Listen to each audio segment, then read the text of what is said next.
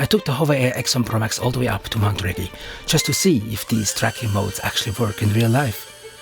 Because they look great in marketing, but out here it's a different story. In the last video we set up the X1 PROMAX and got it in the air. Now I want to show you the tracking modes and more importantly, what actually works. This video is sponsored by HOVERAir. And if you find this helpful, feel free to give it a like, that really helps the channel. So I brought the X1 up here to Mount Rigi in Switzerland.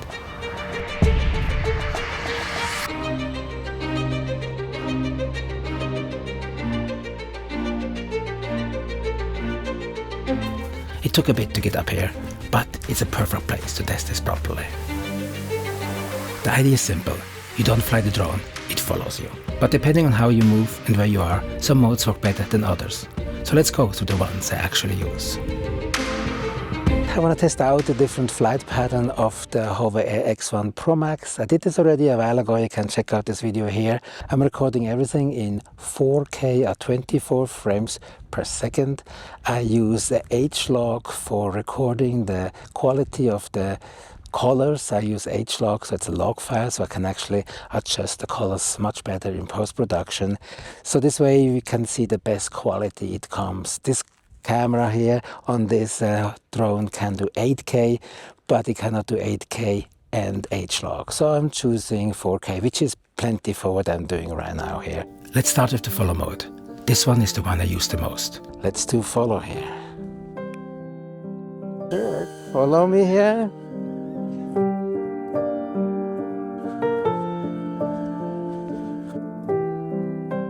Just walking, hiking, moving naturally, it works really well. The key is, keep your movement simple, don't rush it. Next is the Dolly Track.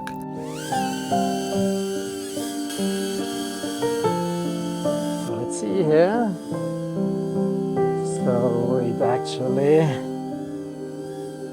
should be in front of me like it is right now. That gives you that nice push in or pull back look. Feels a bit more cinematic, but again, works best when things stay controlled. Yeah, it took a little bit to adjust itself, but it did very well. Angle track works, I just point an angle and basically keeps that angle more or less either front, back, side. So you can choose the angle you want to your motion and it keeps that angle. This one actually I like a lot. So it should follow me from this more or less 90-degree angle here. Let's see how it does. So far it does pretty well, I mean almost 90 degree. It feels more like a proper video shot. Great for storytelling, but not for fast movement. Yeah, it's pretty much. Orbit is the classic one. I have it set to orbit twice around me. It looks great, especially in places like this, but it needs space. In tighter areas, it's a bit more limited. And then you have things like bird's eye or zoom out. These are great for quick establishing shots.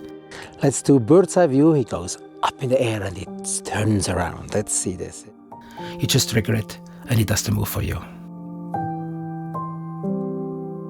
There are a few more modes as well, like spiral, dolly zoom, 360 spin. But honestly, these 5s are the ones I kept coming back to.